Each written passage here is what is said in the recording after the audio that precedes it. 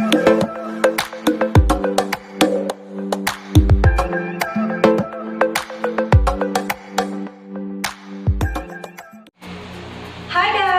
back to my channel. So for today's video, gagawa na naman tayo ng panibagong review. And this product is Myra Fresh Glow Whitening Facial Wash.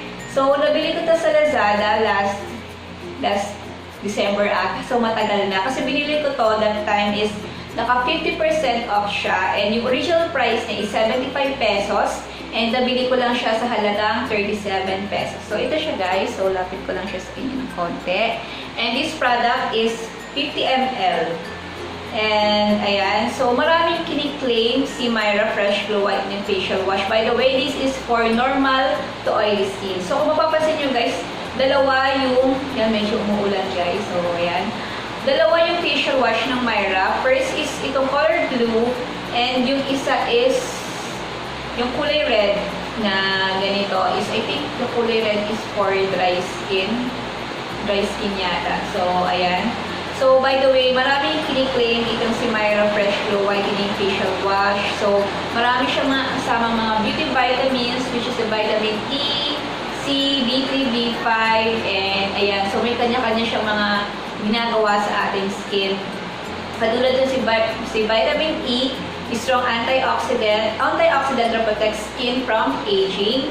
And vitamin C, antioxidant that aids in skin lightening. And vitamin B3 helps fade away dark spots for fairy skin. Vitamin B5 provides extra moisturization to soothe sensitive and irritated skin. And vitamin B6 known to help reduce oiliness of skin, keeping it feeling fresh. So, ayan. So, i-share ko na sa inyo yung mga experiences ko sa paggamit nito. By the way, pakita ko lang muna sa inyo yung actual na paggamit ko nitong Myra Facial Wash. So, ito siya guys.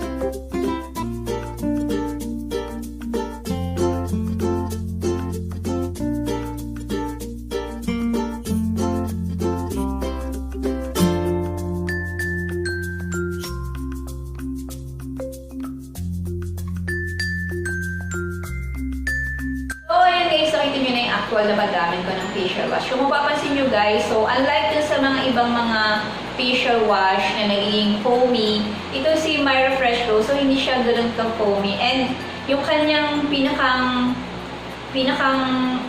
ano yung texture niya is sobrang medyo malabnaw siya. Tapos meron siyang mga kasamang beads. Katulad nung lotion niya na kulay red, di ba parang yung unang lotion, unang labas na lotion ng color red, meron siyang mga beads na kasama na kulay red. So ito, meron din siyang kasamang ganon. And yun yan, hindi siya ganon ka-foamy. Pero habang ginagamit mo siya sa inyong skin, mapipil mo talaga na sobrang dulas niya talaga pag ginaganon mo siya in circular motion, as in, ano tawag din sa ginaganyan. So, malambot siya and makinis siya sa skin, as in, yung upon using it talaga, yung actual na paggamit niya. So, napakakinis niya sa skin.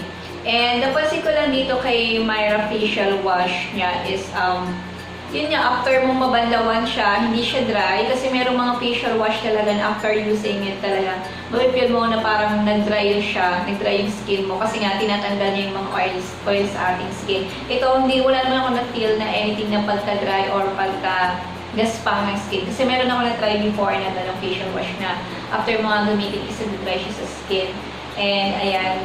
And sobrang liit lang niya guys. So this facial wash is very handy rin. Pwede mo siyang gamitin na pang-travel kasi maliit lang rin siya. And this one is also 50 ml lang. So, yun nga, feeling ko mabilis talaga itong mauubos sa akin. And this facial wash also is very mild sa skin. So, pwede mo siyang gamitin every morning and pwede rin sa gabi. So, hindi siya ganun katapang sa skin. Very mild lang.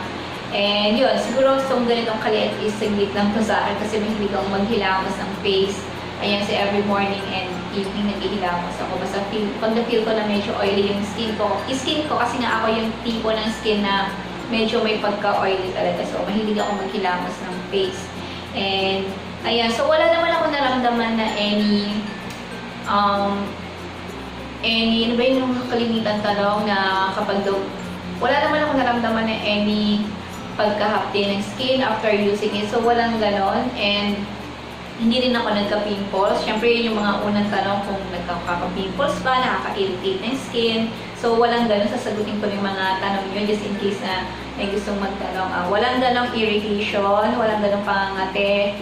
And, wala. Kasi wala lang. Parang, napaka-mild lang talaga itong facial wash na to. So, kung naghahanap kayo ng mga mild lang na facial wash, so, isa ito sa mga mai-recommenda ko sa inyo. And kung nakakaputi naman, kasi nga whitening facial wash nga siya, siguro I can say na after using it, yung mapapansin mo na nag-brighten up yung skin mo, pero hindi naman agad-agad na pumutiha. Siyempre, sasabihin naman ng iba, kagagamit lang pumuti agad. Yung pag-feel mo lang na nag-fresh na yung skin mo, yung nag-brighten up ng skin mo, kasi nga nawala yung pagka-oily ng skin mo. So, yun lang guys, ang share ko dito kay Myra Fresh Glow Whitening Facial Wash. Siguro kaya nga sinasabing fresh glow, yun nga yung pagkagamit mo is nakaka-brighten up siya, nakaka-fresh siya ng skin. So, yun na nga guys, ang share ko sa inyo lahat. And there you go guys again. Thank you for watching my video and also don't forget to like, comment, share, and subscribe. Thank you for watching.